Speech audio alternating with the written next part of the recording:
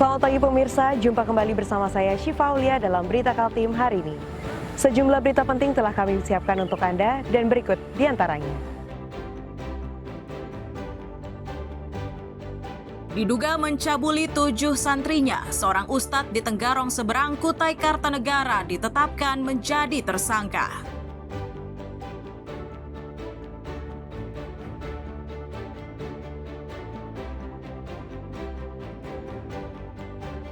Promosi destinasi wisata, upacara pengibaran bendera pada peringatan HUT ke-80 RI berlangsung di Pantai Marang, Kaliorang, Kutai Timur.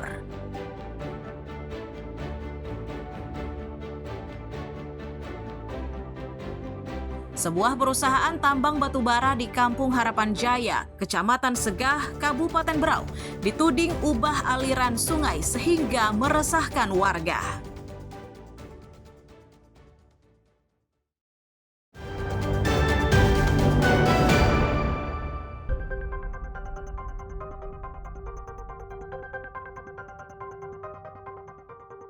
Di antara belasan tersangka yang diproses di Polres Kutai Kartanegara ini terdapat satu pelaku berstatus sebagai ustadz.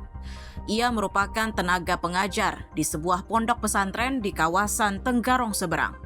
Ia ditangkap karena dituduh telah mencabuli sejumlah santrinya. Bersamanya turut disita sejumlah barang bukti. Wakapolres Kutai Kartanegara Kompol M. Aldi Harja Satya menyatakan, sudah 13 orang saksi yang dimintai keterangan terkait perkara cabul ini. Langkah tersebut dilakukan untuk memperkuat dugaan cabul yang dilakukan pelaku. Untuk saat ini, 6 dari 7 korbannya sudah melapor secara resmi. Disebutkan modus cabul yang dilakukan pelaku, yakni dengan mengajak korban tidur di dalam ruang galeri.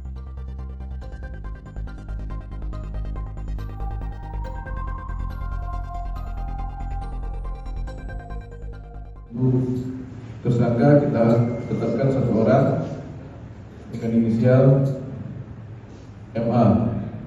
Untuk barang bukti yang pertama berupa selimut, satu lembar CD, satu unit handphone, satu lembar baju warna hitam, satu lembar celana panjang, satu buah kartu ucapan cuti.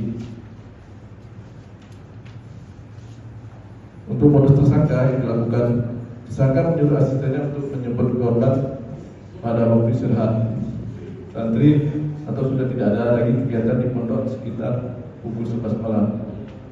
Kemudian tersangka membawa korban ke ruang galeri. Setelah itu sampai korban di ruang galeri, masuk dan bertemu dengan tersangka. Lalu tersangka menyuruh korban untuk tidur di ruang galeri. Untuk korban tidur beralasan selimut tebal berwarna putih. Menurut keterangan korban, tersangka tidur bersama dengan korban dan saat korban tidur, tersangka melakukan aksi.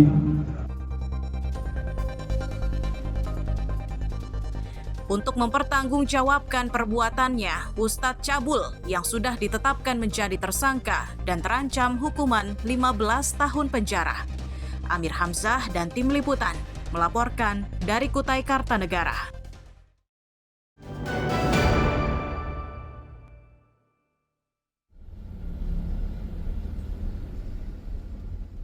Pasar Rabu Sepaku Penajam Pasir Utara inilah yang akan terkena dampak dari pembangunan IKN. Itu karena kawasan pasar ini akan jadi area perlintasan alternatif ke Ibu Kota Nusantara atau IKN. Metode penataannya yakni mempercantik kawasan yang terlihat kumuh agar menjadi indah dan rapi. Kepala Otorita IKN memastikan metode penataan pasar ini melibatkan warga setempat melalui rembuk yang digelar bulan Mei 2025 lalu. Tidak cuma itu, desain pasar pun dibuat berdasarkan rembuk dengan warga. Setelah mendapatkan kepastian, langkah berikutnya adalah proses pengerjaan penataan pasar. Akan kita bangun, ini sudah dalam mulai pekerjaan, ya.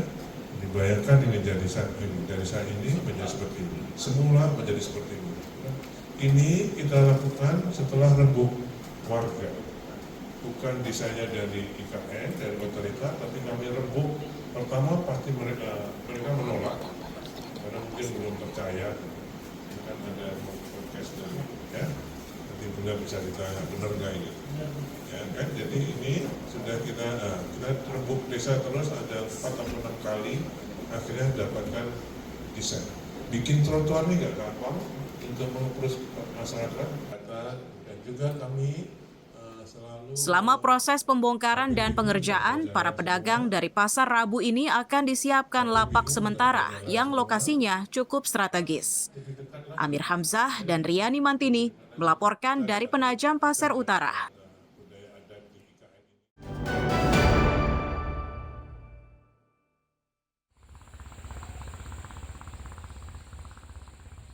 Padi sawah yang nampak menguning ini merupakan tanaman milik petani di Kampung Buyung-Buyung, Kecamatan Tabalar, Kabupaten Berau. Padi yang ditanam di areal seluas 370,02 hektare itu sepenuhnya sudah hampir siap dipanen. Untuk proses panen kali ini, para petani telah disiapkan alat khusus bernama Combine Harvester. Alat ini kerjanya diakui cukup cepat. Jika memanen dengan cara manual atau memanfaatkan tenaga manusia, maka dalam sehari hanya bisa memanen padi seluas 1 hektare. Itu pun dikerjakan oleh 10 orang. Namun dengan bantuan mesin pemotong ini, pengerjaannya hanya membutuhkan waktu 3 jam.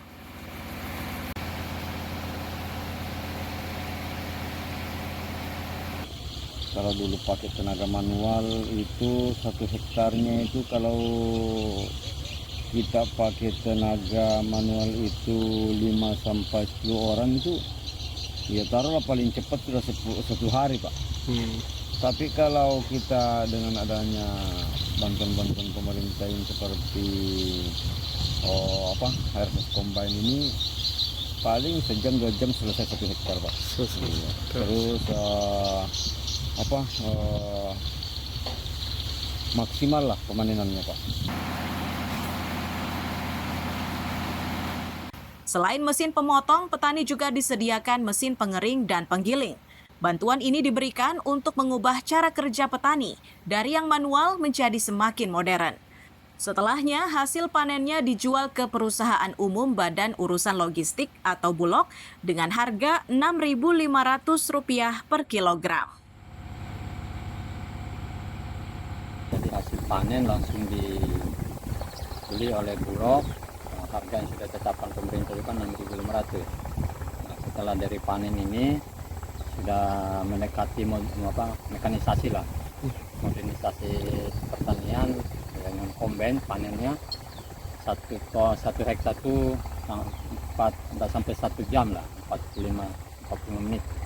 Oke. Nah, jadi setelah panen timbang baru kita masukkan ke vertical dryer atau pengering.